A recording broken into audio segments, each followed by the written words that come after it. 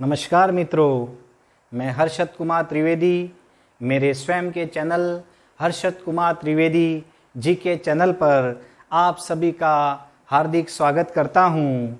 आज आप सबकी मांग के अनुसार मैं एक बार फिर से लाइव आया हूं और आज का मुख्य मेरा टॉपिक अलाउद्दीन खिलजी द्वारा जीते गए राजस्थान के राजपूत राज्यों का क्रम। मैंने कहा था आपको कि मैंने अब तक आपको इतिहास का कालक्रम बताया मैंने और राजस्थान के इतिहास की शुरुआत कर दी है। राजस्थान के इतिहास में मैंने अब तक 3 टॉपिक आपको बताए हैं। 3 टॉपिक में सबसे पहले मैंने राजपूत युग तथा उसकी उत्पत्ति के बारे में बताया, प्रमुख शिलालेख बताया आपको। उसके बाद में मैंने दूसरा टॉपिक अजमेर के चौहानों के बारे में बताया।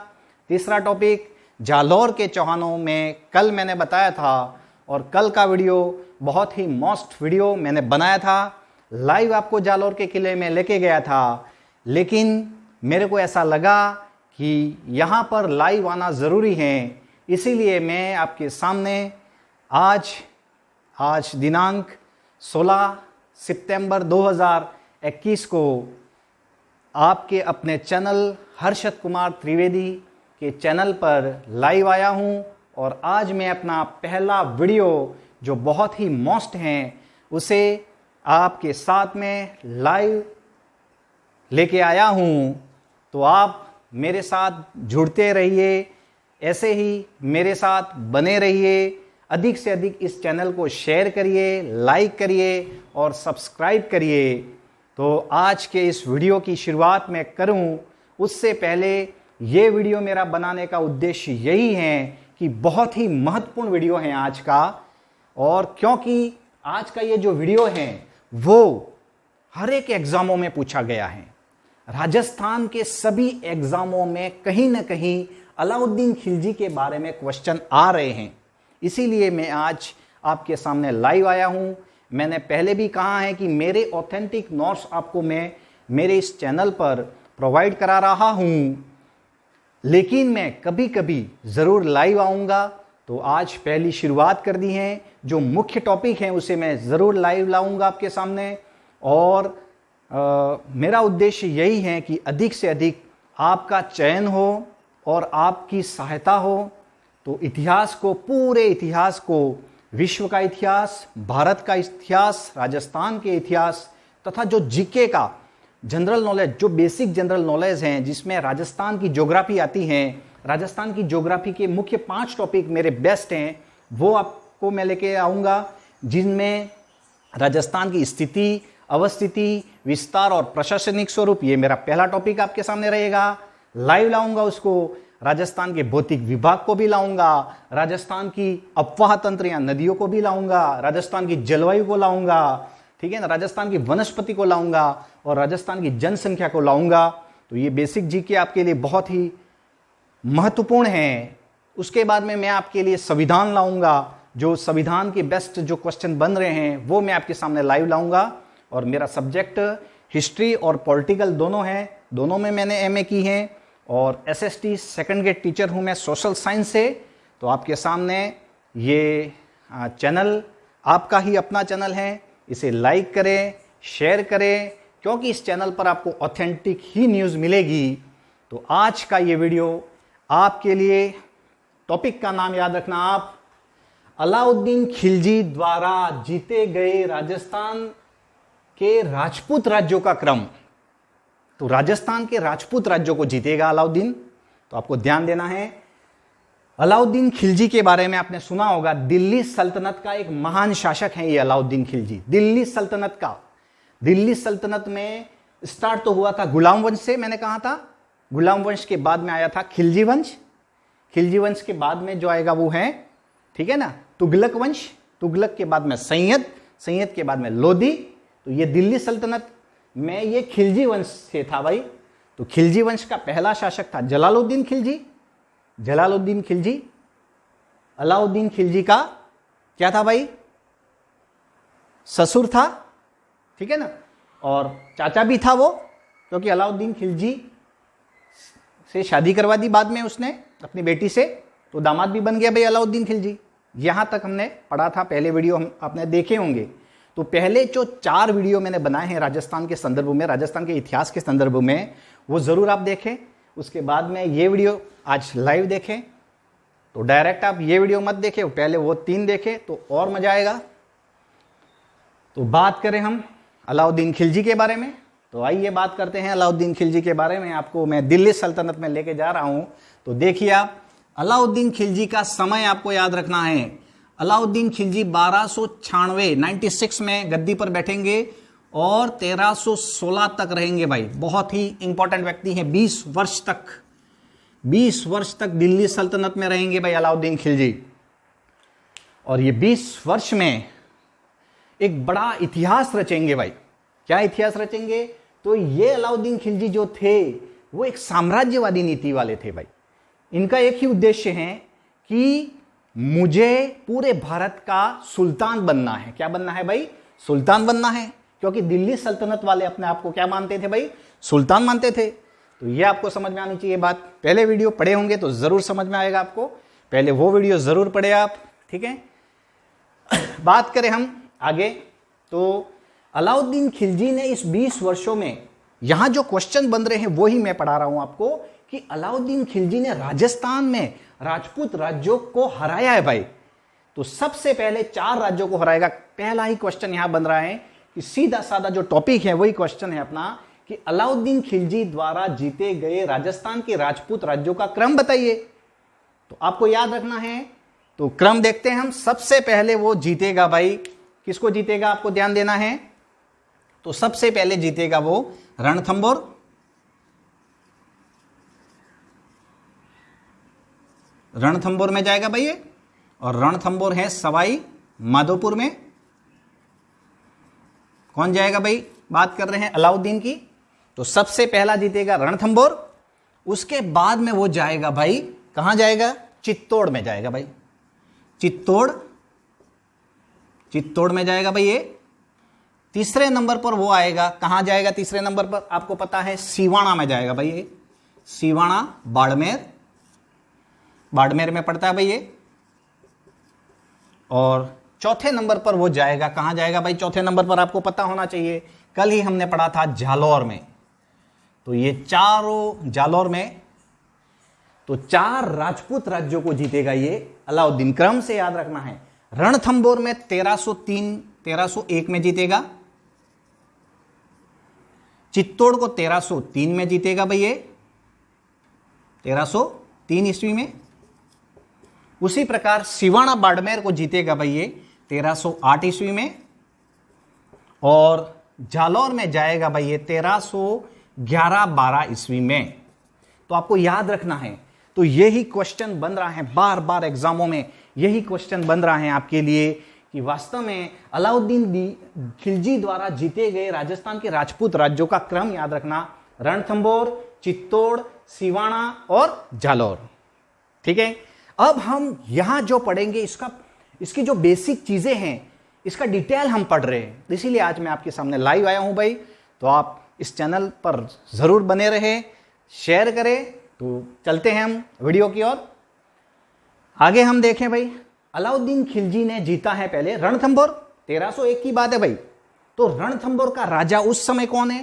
तो आपको याद रखना है भाई, हम्मीर देव चौहान है भाई। हम्मीर देव चौहान, नाम सुना होगा आपने हम्मीर देव चौहान को। रणथंभौर का एक महान शासक था ये, ठीक है ना। रणथंभौर के चौहान वंश का संस्थापक मैंने बताया था कल आपको, गोविंदराज, लेकिन उसका ही वंशज हम्मीर देव चौहान। और हम्मीर देव चौहान के पिता का नाम जैत्र सिंह है।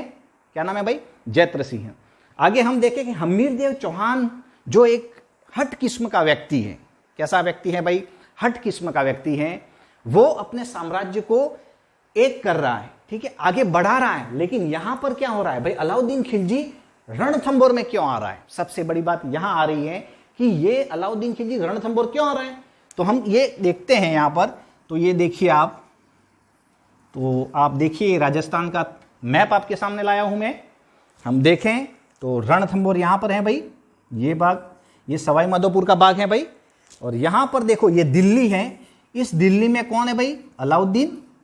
और ये है रणथंभौर और ये है गुजरात। तो हुआ क्या था भाई? तो हमीरदेव चौहान जो हैं वो रणथंभौर का राजा जरूर है, लेकिन दिल्ली पर कौन है भाई? दिल्ली में है अलाउद्दीन। अब अलाउद्दीन की सेना गुजरात में लूट मार के आ रही थी। कारण क्या है वो बता रहा हूं कि ये जो है रणथंभौर को क्यों जीतना चाहता है अलाउद्दीन। तो ये गुजरात में यहां पर लूट मार के आ रही थी सेना, और बीच में क्या आ गया भाई? तो ये रणथंभौर आ गया। तो रणथंभौर में हमीरदेव चौहान का के जो भी सैनिक थे उन्होंने कहीं ना कहीं टोका होगा। तो एक मैसेज गलत गया भाई इनके अलाउद्दीन के पास में कि ये कौन है भाई वहां पर? तो रणथंभौर का शासक है हमीरदेव चौहान। एक बात तो ये आ गई, तो ये गलत मैसेज गया। दूसरी बात ये आ गई है, कहीं हमने पुस्तकों में पढ़ी है और आपको भी पता है कि अलाउद्दीन खिलजी जो है वो साम्राज्यवादी नीति वाला व्यक्ति है भाई। यानी उसका एक ही उद्देश्य है, साम्राज्य को बढ़ाना, साम्राज्य का विस्तार करना। तो ये साम्राज्यवादी नीति। तीसरा, एक हम्मीर हट की एक पुस्तक है, हम्मीर हट चंद्रशेखर द्वारा लिखी गई है भाई। उस पुस्तक के अनुसार क्या कहा गया है? तो अलाउद्दीन खिलजी की एक बेगम थी, अलाउद्दीन खिलजी की एक बेगम थी जिसका नाम याद रखना आप, चिमना बेगम भाई। क्या नाम है? चिमना बेगम। अब अलाउद्दीन खिलजी के पास में भी मंगोल सैनिक थे भाई, मंगोल सैनिक मध्य एशिया से आ रहे थे, तो मंगोल सैनिक थे अलाउद्दीन खिलजी के पास में। और उसी सैनिक में से एक था जिसका नाम है मोहम्मद शाह भाई, मोहम्मद शाह। तो ये मोहम्मद शाह जो था और चिमना बेगम के बीच में क्या हो गया भाई? प्रेम प्रसंग हो गया भाई, प्रेम हो गया। तो ये बात मैसेज चली गई किसके पास में? अलाउद्दीन खिलजी के पास में। ये बात क्लियर है। अब ये जो मोहम्मद शाह हैं और मंगोल जो सेनापति हैं वो जाके कहां रहते हैं भाई? शरण करते हैं रणथंभौर में, और रणथंभौर के किले में शरण करते हैं यहां पर। तो रणथंभौर के किले में शरण लेते हैं तो देगा कौन? शरण कौन देगा भाई? हमीरदेव चौहान देगा। और उसका एक उद्देश्य था। क्या उद्देश्य था? कि जो भी मेहमान आएंगे उसको वो शरण देगा। हट किस्म का व्यक्ति है। क्लियर बात? अब शरण दे दी, ठीक है। अब ये अलाउद्दीन खिलजी मैसेज कर रहा है कहां पर? हमीरदेव चौहान को कि आप में हमारे जो सैनिक है उनको भेज दो, लेकिन वो भेज नहीं रहा है। तो उसका एक उद्देश्य था शरणार्थी को बचाना। तो यहां से मैसेज गलत जाएगा, ये बात क्लियर है। दूसरी बात, आपको मैंने पहले कहा था कि रणथंभौर पर हमने देखा कि दिल्ली सल्तनत वाले पहले भी आक्रमण कर रहे थे। गोविंदराज संस्थापक था, पृथ्वीराज थर्ड का बेटा, ठीक है। तो यहां पर यह मैसेज गलत जा रहा है, ठीक है। तो ये अलाउद्दीन खिलजी क्या कर रहा है? वापस आक्रमण करेगा। एक बात ये आ गई। और भी बात हम आगे लेके जाएं, थोड़ा और देखें, तो अलाउद्दीन खिलजी का जो चाचा था, ठीक है ना, जो चाचा था, ससुर वही चाचा था, तो उसका नाम था भाई जलालुद्दीन खिलजी, जलालुद्दीन खिलजी।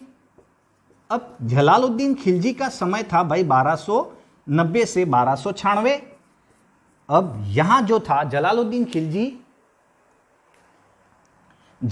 खिलजी जो शासक था उस समय की बात करें हम, तो उससे भी पहले, यानी दिल्ली सल्तनत वाले जो थे पहले, गुलाम वंश वाले जो थे, जैसे गुलाम वंश का पहला शासक कुतुबुद्दीन ऐबक था, और कुतुबुद्दीन ऐबक जो था उसी के समय से रणथंभौर पर आक्रमण हो रहे थे दिल्ली सल्तनत वाले। आपने पहला वीडियो देखा होगा तो पता होगा। ये लाइव लाने का उद्देश्य यही है कि आप पहले वीडियो जरूर देखें, तो ये और समझ में आ जाएगा आपको। तो दिल्ली सल्तनत वाले क्या कर रहे हैं? कभी तो रणथंभौर पर आक्रमण कर रहे हैं, जबकि रणथंभौर वाले कभी वापस जीत रहे अपने क्षेत्र को। तो ये लुका छिपी का खेल यहां पर हो रहा है दिल्ली और रणथंभौर के बीच में। तो ये जलालुद्दीन खिलजी भी भाई इसको जीतने के लिए आते हैं। किसको जीतने के लिए आते हैं? तो इसको, कौन से किले को? रणथंभौर के किले को।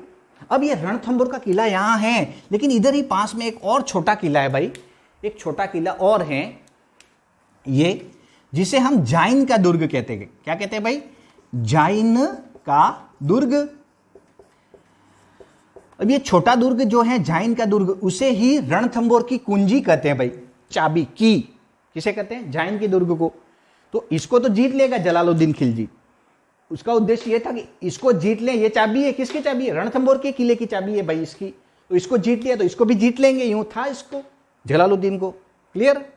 तो जलालुद्दीन जीत रहा है इसको जीत लिया उसने, फिर जीतना चाहता है रणथंभौर को। लेकिन रणथंभौर का महान शासक है हम्मीरदेव चौहान। तो वहां पर राजपूत सेना तगड़ी थी, ज्यादा थी, उसको पता था जलालुद्दीन खिलजी को। तो जलालुद्दीन डेरा डालते हैं कुछ समय के लिए वहां पर, लेकिन जीत नहीं पाते भाई। लगभग 1291 की बात है ये। कौन जीत नहीं पा रहे भाई? जलालुद्दीन खिलजी नहीं जीत पा रहे। तो जा रहे हैं, वापस चले जाते हैं, चलो दिल्ली। उसके सैनिकों को कहते हैं वो कि चलो दिल्ली वापस जा रहे हैं। तो एक अधिकारी रहता है उसका, एक सेनापति रहता है जिसका नाम है चग। उस चग ने कहा कि जनाब अब रुकिए, जीत जाएंगे हम, फतेह होकर ही जाएंगे हम। चग कह रहा है, किसको कह रहा है भाई? जलालुद्दीन को। लेकिन जलालुद्दीन को पता था कि नहीं जीत पाएंगे, चलो हम तो दिल्ली चलते हैं। तब जाते जाते वो कह जाते हैं, और वो क्वेश्चन बार बार आ रहे हैं भाई। तो क्या कह जाते हैं वो कि मैं ऐसे 10 दुर्ग को मुसलमान के एक डाडी के बाल के बराबर भी नहीं समझता। क्या कहते हैं भाई जलालुद्दीन खिलजी रणथंभौर दुर्ग के बारे में? कि मैं ऐसे 10 दुर्ग को मुसलमान के एक डाडी के बाल के बराबर भी नहीं समझता। तो ये जीत नहीं पाए, तो ऐसा कह रही है। ठीक है, तो ये चले गए। तो ये भी एक प्रकार से मैसेज है अलाउद्दीन का।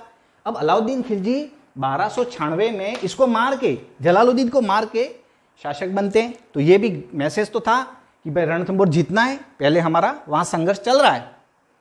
तो ये यहां पर आएंगे भाई रणथंभौर में। तो मुख्य बात अब शुरू हो रही है। ये सभी क्वेश्चन बन रहे भाई। ये मोहम्मद शाह का नाम याद रखना, ये चिमना बेगम, ठीक है ना, याद रखना आप। और ये अलाउद्दीन खिलजी को तो भूलना ही नहीं है, वो भी पढ़ रहे हैं हम। तो ये जलालुद्दीन खिलजी का जैन दुर्ग, जिसे रणथंभौर की कुंजी कहते हैं, यहां तक ध्यान रखना आप।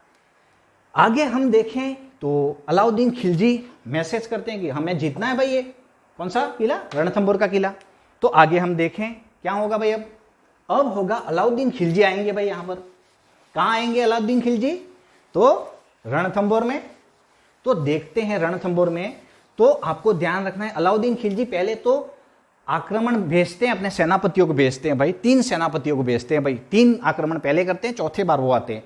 तो क्वेश्चन यहां बन रहा है कि रणथंभौर पर अलाउद्दीन खिलजी द्वारा कितनी बार आक्रमण हुआ है, ये क्वेश्चन बन सकता है। तो ये 4 बार आक्रमण हुआ भाई। कितनी बार आक्रमण हुआ है?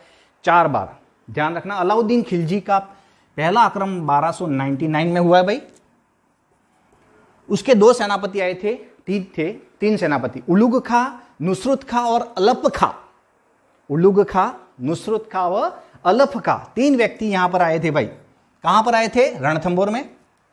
लेकिन वहां पर राजपूत सेना तगड़ी थी, और राजपूत सेना यानी कि हम्मीरदेव चौहान के भी 2 व्यक्ति मारे गए थे उस पहले अभियान में। धर्म सिंह और चरण सिंह, 2 व्यक्ति यहां पर मारे गए थे भाई। ठीक है, तो ये ध्यान रखना आप, हम्मीरदेव चौहान के 2 सेनापति यहां पर मारे गए हैं। तो ये 1299 की बात है। आगे देखें, उसी 1299 में फिर एक आक्रमण होता है। कौन आएगा उसमें? फिर वापस उलुग खां आएगा भाई। लेकिन उसमें भी हम्मीरदेव चौहान के जो सैनिक रहते हैं वो उसको भगा देते हैं। 1301 में तीसरा अभियान होगा भाई। 1301 में तीसरा अभियान होगा। ठीक है, 1301 में तीसरा अभियान होगा। कौन आएगा? उलुग खां, नुसरत खां आएंगे। याद रखना, ये क्वेश्चन बना है। उलुग खां, नुसरत खां। अलाउद्दीन खिलजी नहीं आएगा भाई, वो चौथे अभियान में आएगा। तो कौन आ रहा है? नुसरत खां व कौन आ रहा है भाई? उलुग खां और नुसरत खां। तो उसमें मारा कौन जाएगा? तो नुसरत खां मारा जाएगा तीसरे अभियान में। नुसरत खां मारा गया भाई यहां पर। तो ये ध्यान रखना, नुसरत खां भी मारा जाता है। तो ये क्वेश्चन भी आरपीएससी के सेकंड ग्रेड में आया है। अब आएगा भाई, नहीं जीत पाए हैं, राजपूत तगड़े हैं। मैंने कहा हम्मीरदेव चौहान एक महान शासक रहे हैं भाई रणथंभौर के। तो उनकी सेना को उन्होंने बड़ा बना के रखा है, तो वो जीत नहीं पा रहे हैं अलाउद्दीन। तो वो स्वयं आएंगे भाई, और वो स्वयं आए। कब आए भाई? तो 1301 में आए थे ये। और उस समय वो देखते हैं कि वास्तव में इस किले को जीतना नामुमकिन है। तो हम्मीरदेव चौहान के 2 सेनानायक रहते हैं भाई, 2 सेनानायक, जिसका नाम है, आप याद रखना, रणमल व रतिपाल। दोनों सैनिकों को खरीद लेते हैं भाई। वो कौन? अलाउद्दीन खिलजी। और अपने पक्ष में मिला देते हैं। और फिर यहां पर हमीर देव चौहान का एक बेटा रहता है भाई, एक बेटा रहता है जिसका नाम आप याद रखना वीरमदेव, ठीक है। और हमीर देव चौहान की रानी रहती है रंग देवी या रंगा देवी। ये रणथंभौर की रानी थी भाई, रंग देवी या रंगा देवी। तो याद रखना कि रणथंभौर में यहां पर राजस्थान का पहला साका होगा। रणमल व रतिपाल क्या हो गए, विश्वासघात किया उन्होंने। किसके साथ में किया भाई, हमीरदेव चौहान के साथ में। तो हमीरदेव चौहान देखता है कि मेरे सेना चुप क्यों है, उसको ऐसा लगा, तो भी वो डरा नहीं, लड़ा और लड़ते हुए केसरिया किया। और फिर क्या हुआ, यहां पर केसरिया किया है इन दोनों ने, और उसकी रानी रंग देवी या रंगा देवी ने जौहर किया है, ठीक है। बेटी देवल देवी ने भी जौहर किया है, जल जौहर यहां पर। तो ये रणथंभौर का यहां पर ये पहला साका, राजस्थान का पहला साका और रणथंभौर का भी पहला साका था ये। तो ये ध्यान रखना आप। तो ये महत्वपूर्ण है। अलाउद्दीन खिलजी द्वारा जीते गए राजस्थान के राजपूत राज्यों का क्रम में हमने पहला पढ़ा है रणथंभौर, और सवाई माधोपुर 1301 में जीत जाएगा। अब हम आते हैं, अब वही बात, हम रणथंभौर में उलुगु खां को वहां नियुक्त करेगा भाई। नियुक्त किसे करेगा भाई, उलुगु खां को, ठीक है, रणथंभौर को, ये ध्यान रखना। अब आता है चित्तौड़ में। अब चित्तौड़ की बात करें तो चित्तौड़ में 1303 में आएगा वो। अलाउद्दीन कब आएगा भाई चित्तौड़ में, 1303 में। और 1303 में चित्तौड़ यानी मेवाड़ का राजा कौन रहेगा भाई, और मेवाड़ का राजा रहेगा रतन सिंह भाई। मैंने आपको पहले वीडियो बता दिए हैं, लेकिन ये इंपॉर्टेंट है इसलिए मैं लाइव आया हूं। अधिक से अधिक इस चैनल को लाइक करें, आप शेयर करें, और आपके बीच में मैं बार बार लाइव भी आता रहूंगा। जो इंपॉर्टेंट वीडियो है उसको लेकर लाइव जरूर आऊंगा। तो चित्तौड़ की बात करें 1303 में अलाउद्दीन खिलजी आया है, रतन सिंह वहां का राजा है, मेवाड़ का राजा। और रतन सिंह की रानी का नाम है पद्मिनी। पद्मिनी का नाम सुना होगा आपने, पद्मिनी, यहां पद्मावती भी बोलते हैं उसको, ठीक है। ये अति सुंदर थी भाई, बहुत सुंदर। अब एक तो ये मैसेज है कि वो साम्राज्यवादी नीति अपनाना चाहता है, एक वही। तो चित्तौड़ भी देखें हम राजस्थान को, तो यहां देखिए ये जो चित्तौड़ है यहां पर है, ये चित्तौड़, तो ये भी दिल्ली के क्या है, दिल्ली के पास में ही है ये। तो एक ये भी एक मैसेज है कि यहाँ गुजरात है, और यहाँ पर तो यहाँ से जो माल जाएगा वो ये चित्तौड़ से होता हुआ जाएगा। तो चित्तौड़ और ये रणथंभौर पास में ही है भाई, तो इसको भी जीतना चाहेगा। पहले रणथंभौर को जीत लिया है वो, एक बात तो ये। दूसरी बात, साम्राज्यवादी नीति कर रहा है वो, कौन, अलाउद्दीन। साम्राज्य विस्तार करना चाहता है वो, क्लियर। अगली बार देखें कि ये रानी जो कहाँ की थी भाई, श्रीलंका की थी, गंधर्व सेन की पुत्री थी पद्मिनी, ठीक है ना, रतन सिंह से शादी हुई थी, और ये थी अति सुंदर। तो इसका मैसेज भेजा था, यानी कि रतन सिंह का एक तांत्रिक था जिसका नाम था भाई राघव चेतन। क्या नाम है भाई, राघव चेतन। और राघव चेतन और रतन सिंह के बीच में कुछ हो गया था, मुठभेड़ हो गई थी। तो राघव चेतन चले गए थे भाई किसके पास में भाई, अलाउद्दीन के पास में चले गए थे। अब अलाउद्दीन के पास में गए और कहा कि ऐसी सुंदर रानी है। तो अलाउद्दीन खिलजी आए देखने के लिए, स्वागत किया था राजा ने, ठीक है। लेकिन इसने क्या किया, धोखा दिया और यहां पर आक्रमण कर दिया भाई। आक्रमण कर दिया तो पद्मिनी को पाने के लिए, ये तीसरा कारण हो गया। तो यहां पर तो रतन सिंह व उसके दो सेनापति थे, गोरा बादल, क्या नाम है भाई, याद रखना आप, गोरा बादल ने क्या किया है, गोरा बादल और रतन सिंह ने तो किया केसरिया, और पद्मिनी ने क्या किया भाई, जौहर। ये पूरी कहानी आपको मैंने बताई है, और मेवाड़ के इतिहास में हम पढ़ेंगे उसको डिटेल। तो ये ध्यान रखना आप, चित्तौड़ पर, चित्तौड़ का नाम बदलेगा वो, याद रखना, क्या रखेगा, ख्रीजाबाद रखेगा। क्या रखेगा भाई, ख्रीजाबाद चित्तौड़ का नाम। और ख्रीस खां को वहां का अधिकारी नियुक्त करेगा कौन, अलाउद्दीन खिलजी। तो ये ध्यान रखना है आपको चित्तौड़ के बारे में, ये डिटेल बातें हैं मुख्य। और ये पूरी घटना है, ये पूरी घटना है, उसकी जानकारी हमें कहां से मिल रही है भाई, तो उसकी जानकारी हमें 1540 ईस्वी में मिल रही है भाई, मलिक मोहम्मद जायसी की पुस्तक पद्मावत से मिल रही है भाई। किससे मिल रही है, मलिक मोहम्मद जायसी की पुस्तक पद्मावत से कि रतन सिंह की रानी थी पद्मिनी, खूबसूरत थी, वह श्रीलंका के गंधर्व सेन की पुत्री थी। ये राघव चैतन ने धोखा दिया था रतन सिंह को, घोड़ा बादल यहाँ शहीद हुए थे। ये पूरी कहानी हमें 1540 ईस्वी में मिलती है भाई, जबकि ये घटना है 1303 की। तो 1540 की पुस्तक का नाम मोहम्मद जायसी की पुस्तक है भाई, मलिक मोहम्मद जायसी की पुस्तक का नाम है पद्मावत, जबकि पद्मावती इसकी रानी। तो ये इसने किया जौहर और केसरिया रतन सिंह और घोड़ा बादल ने किया। तो ये याद रखना आप। चित्तौड़ का नाम क्या रखेगा वो? ख्रीजाबाद रखेगा, ख्रीजाबाद, और ख्रीस खां को वहां का अधिकारी नियुक्त करेगा। तो ये बातें चित्तौड़ की हो गई। अब सिवाना की बात कर रहे हैं हम। तो अलाउद्दीन देखेगा भाई कि अब जीता किसको जाए, तो अगला वो जाएगा सिवाना। और सिवाना क्यों जाएगा तो मैं आपको बताऊं। उसके बाद में वो जा रहा है जालौर। तो जालौर 1311-12 की बात है भाई, उससे पहले वो सिवाना जीतना चाहता है। तो हम सिवाना को देखें भाई, जैसे हम ये आपका राजस्थान थोड़ा बनाए तो हम देखें तो आप देख सकते हो कि ये जो भाग है सिवाना का, तो ये सिवाना है भाई। जैसे ये तो है जैसलमेर, और जैसलमेर के नीचे ये बाड़मेर, और बाड़मेर के नीचे ये जालौर। तो जालौर को जीत रहा है वो 1311-12 में जीत रहा है। तो उससे पहले किसको जीतना चाहता है वो? सिवाना को। तो सिवाना बाड़मेर में ये रहा भाई सिवाना। तो सिवाना बाड़मेर के दुर्ग को जो है वो जालौर के दुर्ग की कहते हैं, चाबी कहते हैं कि इसको जीत लो तो इसको जीत सकते हैं। ये बात क्लियर होगी। अब बात करें कि जालौर को क्यों जीतना चाहता है, तो ये सभी ये गुजरात के नजदीक हैं। और हम देखें तो जालौर में एक महान शासक था उस समय, जिसका नाम आपको याद रखना है, कान्हड़देव चौहान नाम है भाई। क्या नाम है? कान्हड़देव चौहान। ये शासक था भाई, 1311-12 की बात है।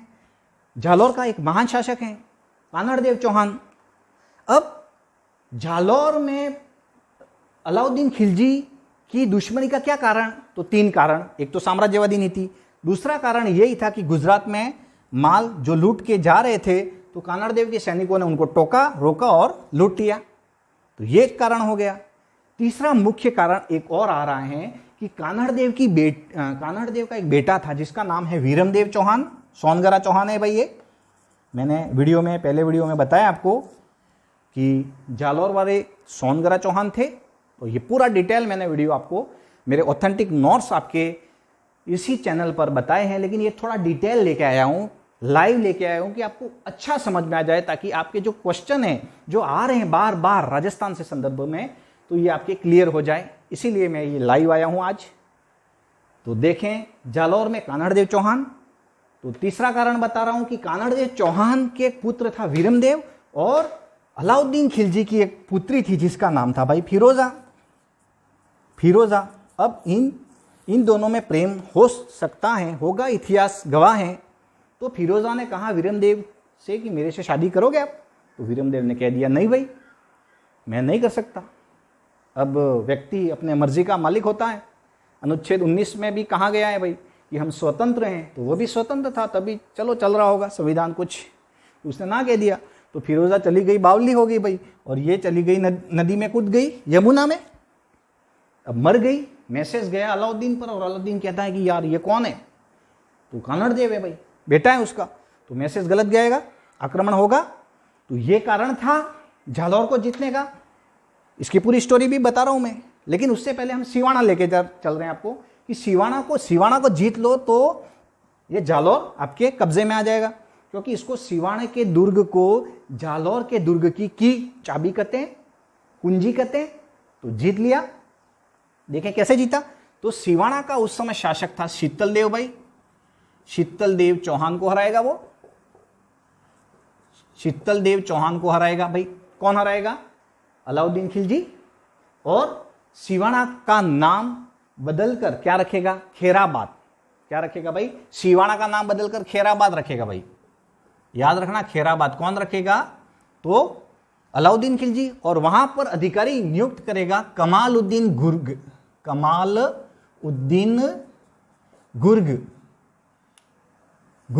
को वहां का अधिकारी नियुक्त करेगा भाई। कौन कर रहा है भाई? ये सब अलाउद्दीन कर रहा है। तो वहां का शासक कौन है? शीतलदेव चौहान है। शीतलदेव चौहान वहां का शासक है। और सिवाना का नाम बदलकर खैराबाद किया है अलाउद्दीन ने जीत के। तो ये ध्यान रखना है, सिवाना के दुर्ग को क्या कहते हैं भाई, तो जालौर के दुर्ग की कहते हैं। तो इसको जीत लिया किसने, अलाउद्दीन ने, और उसका नाम क्या कर दिया, खैराबाद, और एक अपना अधिकारी नियुक्त किया है जिसका नाम है कमालुद्दीन गुर्ग। जबकि चित्तौड़ का नाम उसने खरीजाबाद रखा है और खरीज खा को नियुक्त किया है। ये याद रखना, सभी क्वेश्चन बन रहे हैं यहां से, इसीलिए मैं ये वीडियो आपको लाया हूं। सीरियस आप देखिए, मेरे साथ बने रहिए। आगे जो आ रहा है आपके सामने और लाइव आ रहा है, जालौर के किले में लेके जा रहा हूं मैं आपको। तो अब अलाउद्दीन खिलजी जालौर को जीतेगा भाई। तो जालौर का शासक मैंने आपको कहा कि कानड़देव चौहान है भाई, कानड़देव चौहान है जालौर का शासक। हम देखें कानड़देव चौहान, तो देखते हैं कानड़देव चौहान के इसे कैसे जीतता है वो। तो देखें हम, तो जालौर का शासक है भाई कान्हड़देव चौहान और उसका पुत्र है वीरमदेव भाई। ये आपको ध्यान रखना है। अब 1311-12 में देखता है कि जालौर का किला जो है वो बहुत ही मजबूत है भाई, इसे जीतना नामुमकिन है, इसे जीत पाना क्या है, नामुमकिन। बहुत ही मजबूत किला है भाई जालौर का, इसे जीता कैसे जाए। तो अलाउद्दीन स्वयं आता है और कानड़देव चौहान का एक सेनापति रहता है, उसका नाम है भाई, क्या नाम है भाई, आपको याद होना चाहिए, बीका दहिया। और बीका दहिया को वो खरीद लेता है, कहता है कि तुम तो यहां पर क्या कर रहे हो, नौकरी कर रहे हो, मैं तुम्हें किलेदार बनाऊंगा। यो कह रहा है भाई, कौन कह रहा है, अलाउद्दीन। क्लियर। अब बीका दहिया बिक गया है जालौर के किले में बिक गया भाई बीका दहिया, और कहता है कि भाई साहब मैं आपकी मदद करूंगा, सर आपकी मदद करूंगा मैं, तो बताइए क्या करना है। तो मेरी सेना को अंदर जाने दो, यूँ कहा अलाउद्दीन ने। तो उसने कहा कि जो किला है वो बहुत मजबूत है, कैसे जाएं आप अंदर। तो मेरे को पता नहीं है, लेकिन एक जो किले की एक दीवार है वो कच्ची है, लेकिन कहाँ है वो मुझे पता नहीं है भाई, क्योंकि चारों ओर वापस पोत दिया है, उसको एक जैसा कर दिया है, जैसे कच्ची दीवार थी लेकिन उसको पोत दिया है, तो सेम हो गया। अब पता नहीं है कहाँ है, यहाँ है कि यहाँ है, कहाँ है, तो क्या किया जाए सर। तो बीका दहिया ने कहा कि सर एक काम करते हैं, हम अलाउद्दीन को बोला तो राई मंगवाते हैं। राई नाम सुना होगा आपने, राई, सरसों का छोटा बच्चा, राई मंगवाई जाती है वहां पर जालौर में।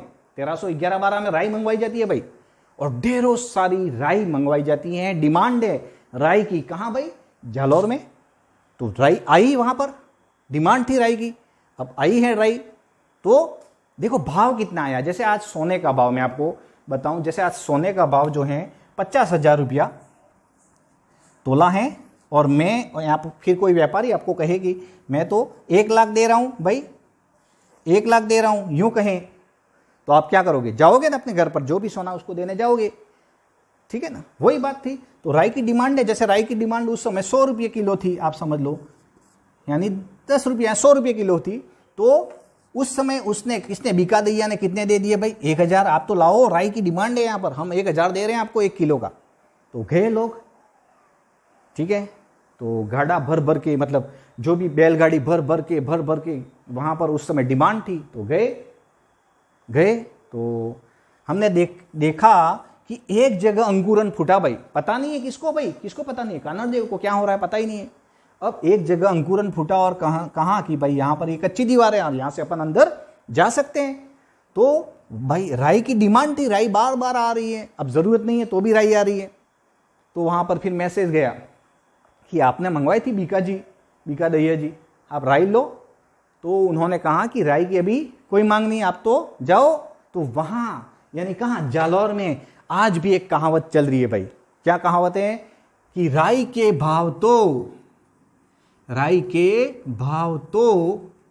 रात को ही चले गए। ये कहावत कौन से दुर्ग से संबंधित हैं, तो जालौर के दुर्ग से संबंधित है। यानी राई के भाव रात को ही चले गए, मतलब ये होता है कि जिस चीज की जरूरत जब है तभी होनी चाहिए। जैसे आप एग्जाम में गए और एक क्वेश्चन आ गया कि अलाउद्दीन ने जब जालौर पर आक्रमण किया उस समय वहां का शासक कौन था, तो ऑप्शन में रतन सिंह और कानड़देव, दोनों में आपको क्या है, कंफ्यूजन आपने कर दिया। रतन सिंह घोला कर दिया, एग्जाम दे दिया, बाहर निकले, पता पड़ा कि भाई ये तो कौन था भाई, कानड़देव थे, तो ये गलत हो गया। अब क्या काम का, तो कुछ काम का नहीं। तो वही स्थिति यहां पर थी भाई, इसीलिए वो कहावत है कि राई के भाव रात को ही चले गए। कहावत कहां से संबंधित है, तो आपको ध्यान रखना है कहां से है भाई, जालौर से। क्लियर। अब आगे देखें तो यहां पर सेना गई भाई अलाउद्दीन की, और वहां कानड़देव और वीरमदेव देखते हैं कि मेरे सैनिक चुप क्यों हैं, फिर भी लड़े वो। कानड़देव और वीरमदेव ने वहां पर क्या किया, केसरिया किया। ठीक है, और ये जालौर का साका हुआ भाई यहां पर। ठीक है, जालौर का साका हो गया। और फिर अलाउद्दीन जीत जाता है। बीका दहिया खुश हो जाता है, बीका दहिया अपने घर जाता है, अपनी बीबी को बताता है, कहता है कि मैं तो अब किलेदार बन जाऊंगा जालौर का। और उसकी बीवी का नाम रहता है भाई हीरा दे।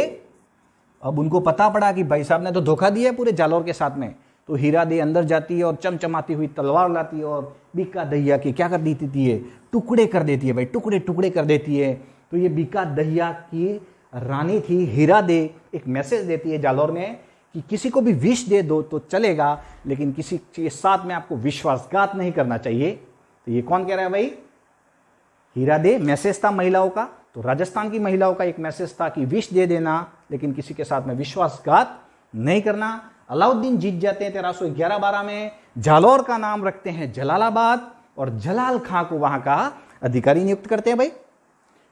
तो ये आपके सामने अलाउद्दीन खिलजी द्वारा जीते गए राजस्थान के राजपूत राज्यों का क्रम मैं आपके सामने लाइव लाया हूं। रणथंबोर सवाई माधोपुर में जीतेंगे 1301 को, चित्तौड़ 1303 में जीतेंगे। चित्तौड़ में पहला साका होगा, राजस्थान का दूसरा साका कहलाएगा वो 1303 में। सिवाना बाड़मेर को जीतेंगे अलाउद्दीन खिलजी, और जालौर को जीतेंगे 1311-12 में। इस तरीके से अलाउद्दीन खिलजी ये मैसेज दे रहे हैं। यहां से कम 100 क्वेश्चन बन रहे हैं, 100 क्वेश्चन आपके बन रहे हैं, और इनको आपको अच्छी तरह से इस वीडियो को देखना है, लाइक करना है, शेयर करना है। तो ऐसे ही आप हमसे जुड़ते रहिए।